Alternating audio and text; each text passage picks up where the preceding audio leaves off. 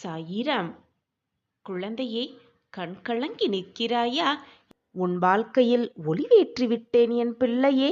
இனி எல்லாமே உனக்கு வெளிச்சம்தான். நீ ஆனந்த கண்ணீர் சிந்தினாலும் சரி, சோதனைகளால் மனம் வருந்தி கண்ணீர் சிந்தினாலும் சரி, என்ன கண்ணீர் வந்தாலும் அதை துடைக்க நிச்சயமாக உன் சாயப்பா உன் அருகில் வருவேன். வந்து உன் கண்ணீரை துடைப்பேன். சாயிநாதரே, முதல் முறை கஷ்டம் வரும்போது அழ தோன்றியது. அதுவே சில முறை தொடர்ந்து கொண்டே இருக்கும் பொழுது விரக்தியும் வெறுப்பும் தான் வருகிறது வாழ்க்கை மேல். ஆனால் கஷ்டங்கள் மட்டுமே வாழ்க்கையாகும் பொழுது, வாழ்க்கையே கஷ்டங்களாகவே இருக்கும் பொழுது புன்னகைதான் வருகிறது வாழ்க்கையை பார்த்து. இது நாள் வரை என் வாழ்க்கையில் கஷ்டத்தை மட்டுமே நான் அனுபவித்திருக்கிறேன். கஷ்டத்தை தவிர என் வாழ்க்கையில் எதையுமே நான் பார்த்ததே இல்லையே. நான் அப்படி என்னதான் தவறு செய்தேன் என்று என்னிடம் கேட்கும் என் பிள்ளையே, இதுவரை கஷ்டத்தை மட்டுமே அனுபவித்து வந்த என் பிள்ளைக்கு உன் விருப்பம் நிறைவேற மிகப்பெரிய மாபெரும் திருப்பத்தை நான் ஏற்படுத்தப் போகிறேன். உன் வாழ்க்கையில் பல அதிசயத்தக்க மாற்றங்களை நான் உருவாக்கப் போகிறேன் என் அன்பு பிள்ளைக்காக. உனக்கு கஷ்டம் அதிகமாக நெருங்கி வர வர நானும் உன் சாயி தேவாவும் உன்னை நெருங்கிக் கொண்டிருக்கிறேன் என்பதை புரிந்து கொள். கோவப்படும்போதோ, வேதனைப்படும் பொழுதோ, கண்ணீர் சிந்தும் பொழுதோ, சாயிநாதர் நான் உன்னை இன்னும் அதிகமாக நேசிக்கிறேன் பிள்ளையே. ஏனென்றால் தன் தாயிடமும் தன் தந்தையிடம்தானே குழந்தை அதிகமாக அடம்பிடிக்கும். அப்படித்தான் நீயும் அடம் பிடித்து அனைத்தையும் வாங்கி கொள்ளலாம், பெற்று கொள்ளலாம், அள்ளி கொள்ளலாம் வரத்தை என்று நினைத்து கொண்டிருக்கிறாய் பிள்ளையே. ஆனால் தாயும் தகப்பனும் என்ன செய்வார்கள் என்று உனக்கு தெரியும் தானே. தன் குழந்தைக்கு எது நல்லதோ எது தீயது என்பதை ஆராய்ந்துதான் அந்த குழந்தைக்கு அதை தருவார்கள். அடம் பிடித்தாலும் சரி, அழுது புலம்பினாலும் சரி, நல்லது எதுவோ அதை மட்டும்தான் தன் பிள்ளைக்கு கொடுப்பார்கள் அந்த பெற்றோர்கள். உன் சாயி தேவாவும் அதை போலத்தான். நீ என்னதான் அழுது புலம்பினாலும், வேதனைப்பட்டாலும், கண்ணீர் சிந்தினாலும், மனமுடைந்து நின்றாலும், நான் உனக்கான நல்லதை ஆராய்ந்துதான் உனக்கு நான் தருவேன். அதற்காக சில காலதாமதம் ஆகத்தான் செய்யும். ஆனால் கிடைக்க வேண்டியது நிச்சயமாக வந்து கிடைத்தே தீரும். நான் இருக்கிறேன். உன் வாழ்க்கையில் ஒளியை ஏற்றிவிட்டேன். இனி உன் வாழ்வில் எல்லாமே பிரகாசம்தான். உன்னை கஷ்டம் நெருங்க நெருங்க உன் சாயி தேவாவும் உன்னை நெருங்கி வந்து உன் கஷ்டங்களை எல்லாம் துடைத்து, உன் வேதனைகளுக்கெல்லாம் ஒரு முற்றுப்புள்ளி வைத்துவிட்டு, உன் கண்ணீரை எல்லாம் விலக்கிவிட்டு, நான் அதிர்ஷ்டத்தையும் நிம்மதியையும் சந்தோஷத்தையும் அள்ளி அள்ளி கொடுப்பேன் என்ற நம்பிக்கையோடு இரு. நான் சர்வசக்தி வாய்ந்தவன் என்பதை இன்றே உனக்கு நிரூபிக்கப் போகிறேன். அதற்கான அறிகுறி நிச்சயமாக உனக்கு தென்படும். நாளை புது விடியல் உனக்கான விடியலாக நிச்சயமாக இருக்கும். இது உன் சாயப்பாவின் சத்திய வாக்கேதான். என் வாக்கு என்றாவது பொய்த்ததுண்டா? நான் கூறுவது நிச்சயமாக பலிக்கும் பார். நீ கேட்டதெல்லாம் உனக்கு சர்வ நிச்சயமாக நடக்கும் பார். நம் சாயப்பா தன் பிள்ளையாகவே நினைக்கும் நம் சாயப்பா நம்மளுடைய வேதனைகளையும் சோதனைகளையும் போராட்ட நாட்களையும் நிச்சயமாக தீர்த்து வைப்பார் என்ற நம்பிக்கையோடு இருக்கலாம். நம் வாழ்க்கையில் ஒளியேற்றிவிட்டார் என்று சாயப்பா சொல்லும் வாக்கு நிச்சயமாக பொய் ஆகாது. நாம் இனி பிரகாசமான வாழ்க்கையில் அடியெடுத்துதான் வைக்கப் போகிறோம் என்ற நம்பிக்கையோடு இருக்கலாம். நம் சாயப்பா நம்மளை நிச்சயமாக காப்பார் என்று உறுதுணையோடு இருக்கலாம்.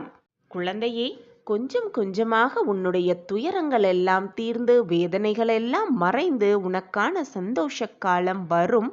நிச்சயமாக நல்லது நடக்கும். உன் வாழ்வில் நல்லது அனைத்தும் நிரந்தர நன்மையாகவே இருக்கும். எப்பொழுதும் நல்லதை மட்டுமே நினை, நல்லது மட்டுமே நடக்கும் உன் வாழ்வில். உனக்கு துணையாக உன் அப்பா இருக்கும் பொழுது எதற்காக உனக்கு மனக்கவலை? என் வார்த்தைகளின் மீது நம்பிக்கை வை என் பிரியமே. குழந்தையே, நான் உன் அருகில் எப்பொழுதும் இருக்கும் நேரமும் வரும். உன்னுடைய கண்ணீரை துடைக்கும் நேரமும் வரும். உனக்கான அந்த நல்ல நேரம் அனைத்தையும் நான் உருவாக்கிவிட்டேன், எழுதிவிட்டேன்.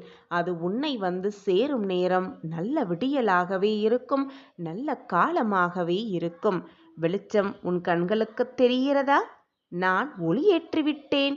நிச்சயமாக உன் கண்களுக்கு வெளிச்சம் தெரியும், உன் வாழ்வு பிரகாசிக்கும். என் பிரியமே, உன் வாழ்க்கையிலும் நல்ல நிகழ்வு வரும். நல்ல செய்தி உன் காதுகளுக்கு வந்து எட்டும். நல்ல நல்ல மாற்றங்கள் உன் வாழ்வில் நிகழும். இது உன் சாயப்பாவின் சத்திய வாக்கேதான். அசைக்க முடியாத நம்பிக்கையை நீ என்மேல் வைத்திருக்கிறாய். நான் எப்படி உன்னுடைய நம்பிக்கையை அசைத்து பார்ப்பேன் என்று நீ நினைக்கிறாய்? நிச்சயமாக உன் வாழ்க்கையில் நல்ல நிகழ்வுகளை நிகழ்த்தவே நானும் எதிர்நோக்கி காத்து கொண்டிருக்கிறேன். உன் கர்ம வினைகளால்தான் இவ்வளவு போராட்டங்களையும் இதனால் சந்தித்து வந்தாய். இப்பொழுது உன்னுடைய கர்ம வினைகள் சற்று குறைந்திருக்கிறது. உனக்கான விடியல் ஆரம்பமாக போகிறது. உனக்கான பிரகாசமான வாழ்க்கையை நான் ஒளியேற்றிவிட்டேன். அந்த ஒளி, அந்த பிரகாசமான ஒளி சர்வ நிச்சயமாக உன் கண்களுக்கு தெரியும். தன் பக்தர்களின், தன் பிள்ளையின் முகம் மலரும் அந்த நல்ல தருணத்தை தான் பார்க்கவே நானும் ஆவலோடு காத்து கொண்டிருக்கிறேன் பிள்ளையே. என் வாக்கு என்றுமே பொய்யாகாது. என் பிள்ளைகளின் முகத்தில் ஆனந்த கண்ணீரை நான் எப்பொழுதும் பார்ப்பேன், பார்த்து ரசித்து கொண்டே இருப்பேன். முகமலரும் நல்ல செய்தி உன்னை நோக்கி வரும் நேரம் நெருங்கிவிட்டது. நான் ஒளியேற்றிவிட்டேன். நம்பிக்கையோடு இரு, சந்தோஷமாக இரு, ஆனந்தமாக இரு. இனி எல்லாம் உனக்கு வசந்தமே, ஆனந்தமே. உன் கர்ம வினைகளின் வலிமைகளை எல்லாம் குறைத்து உனக்கான நல்ல நேரத்தை, உனக்கான நல்ல தருணத்தை உன் கைகளில் கொண்டு வந்து சேர்ப்பேன். உன் சாயி தேவா நான் இருக்கிறேன். எதற்காக உனக்கு இந்த மனக்குழப்பம்? என் வார்த்தைகளின் மீது நம்பிக்கை வை. நான் அருகில் எப்பொழுதும் உன்னுள்ளேயே இருக்கிறேன் என்ற தீராத நம்பிக்கையை வைத்துவிட்டு உன்னுடைய அன்றாட வேலைகளை திறம்பட செய்து கொண்டே இரு. உன் வாழ்க்கையில் உனக்கான வெளிச்சம் நிச்சயமாக உன் கண்களுக்கு தெரியும் பொழுது உடனே ஓடி வந்து நீ உன் சாயப்பாவுக்கு நன்றி சொல்லுவாய்.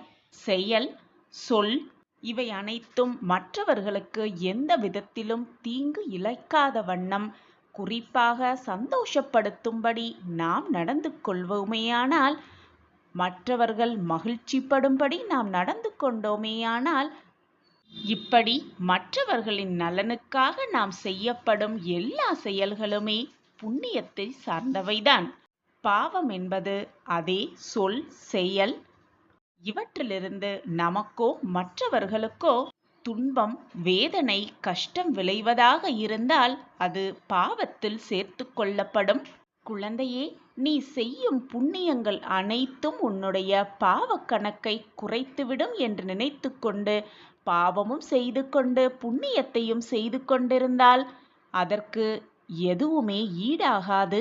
உன் புண்ணிய கணக்கு உன் பாவ கணக்கில் கழிக்கப்படாது. இப்படி பாவம் செய்யாமல் இருந்தாலே வாழ்க்கையில் புண்ணியத்தை அதிகரித்து கொள்ளலாம்.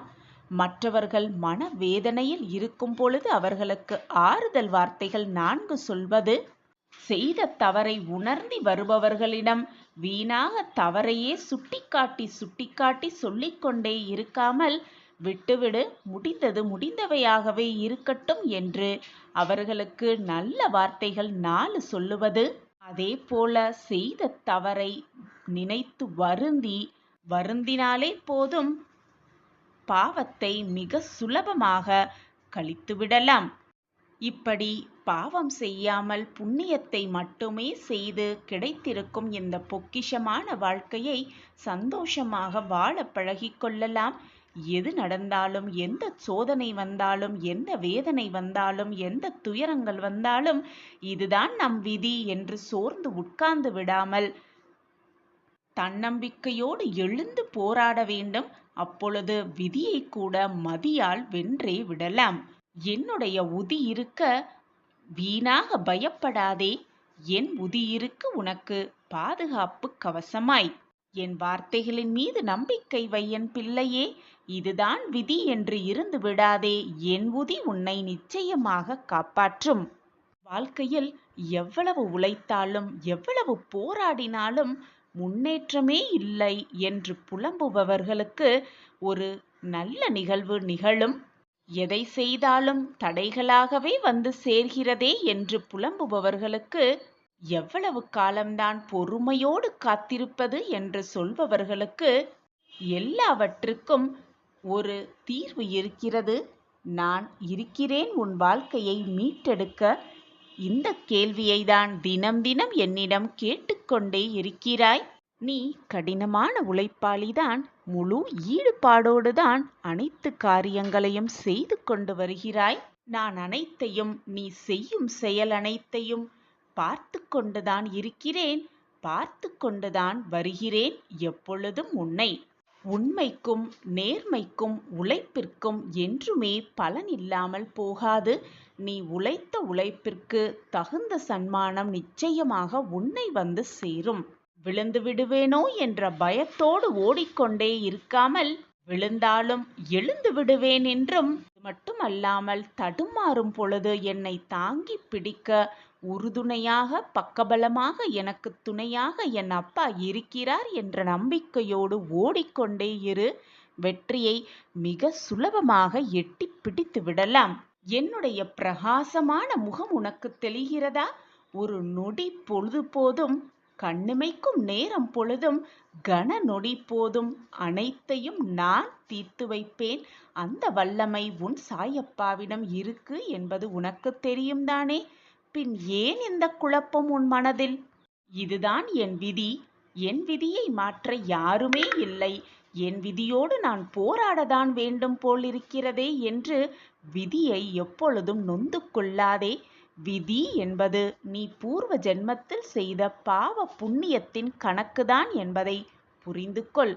நீ புண்ணியம் செய்திருந்தால் இப்பொழுது உனக்கு நன்மைகள் வந்து சேரும். போன பிறவியில் நீ பாவம் அதிகமாக செய்திருந்தால் இப்பொழுது கஷ்டங்களும் சோதனைகளும் துன்பங்களும் வந்து சேர்ந்தேதான் தீரும். உன் பாவக்கணக்கை நீதான் தீர்த்து வைக்க வேண்டும். உன் கர்மாவை நீ கழித்தேதான் ஆக வேண்டும். கர்மாவின் வலிமைகளை குறைக்க ஒரு சகாயம் நான் சொல்கிறேன் கேள். என்னுடைய உதியை எடுத்து உன் நெற்றியில் வைத்துக்கொள். சாயி சாயி என்று சொல்லிக்கொண்டே உன் நெற்றியில் வைத்துக்கொள். உன் கர்மாவின் வலிமைகளிலிருந்து மிக சுலபமாக வெளியே வந்து விடலாம். கேட்டது அனைத்தையும் நான் கொடுத்து விட்டால், நீ ஆசைப்படுவது அனைத்தையும் உனக்கு நிறைவேற்றிவிட்டால், நீ என்னிடம் வந்து கண்ணீர் சிந்தி பிரார்த்தனையாக வைத்ததை அனைத்தையும் உன் கைகளில் கொடுத்து விட்டால், பின் எப்படி நீ நம்பிக்கை என்ற பாடத்தையும், பொறுமை என்ற பாடத்தையும், பக்தி என்ற பாடத்தையும் படிப்பாய், கற்றுக்கொள்வாய்? நீ உன்னை பற்றி அறிந்து கொள்வதற்காகவும், பொறுமையோடு எப்படி காத்திருக்க வேண்டும் என்பதை புரிந்து கொள்வதற்காகவும், இந்த வாழ்க்கையை கஷ்டம் வந்தால் எப்படி தன்னம்பிக்கையோடு எதிர்கொள்ள வேண்டும் என்பதை நீ புரிந்து கொள்வதற்காகவும், நம்பிக்கையோடு வாழ்க்கையை எப்படி போராட வேண்டும் என்பதை நீ தெளிவுபடுத்துவதற்காகவும் சில சோதனைகளையும், சில போராட்டங்களையும், சில பயிற்சிகளையும் நான் உனக்கு கொடுக்கிறேன். அதை பார்த்துவிட்டு என் சாயப்பா என்னை கைவிட்டு விட்டார், இதுதான் என்னுடைய விதி, என் விதி போன போக்கில் நான் போக வேண்டியதுதான், இதுதான் என் வாழ்க்கை என்று நீயே தவறாக முடிவு கட்டிவிட்டு பின் என்னிடம் வந்து புலம்புவதாலும், வேதனைப்படுவதாலும், கண்ணீர் சிந்துவதாலும் என்ன நடக்கப் போகிறது என்பதை யோசித்து செயல்படு என் குழந்தையே. நீயே ஒரு முடிவை எடுத்துவிட்டு உன் வாழ்க்கையை நீயே கஷ்டப்படுத்திவிட்டு, உன் மனதை நீயே கஷ்டப்படுத்திவிட்டு, உன்னை சுற்றி இருப்பவர்களையும் வேதனைப்படுத்திவிட்டு என்னிடம் வந்து இதற்கு சகாயம் உண்டா சாயப்பா என்று என்னிடம் கேட்கிறாய்.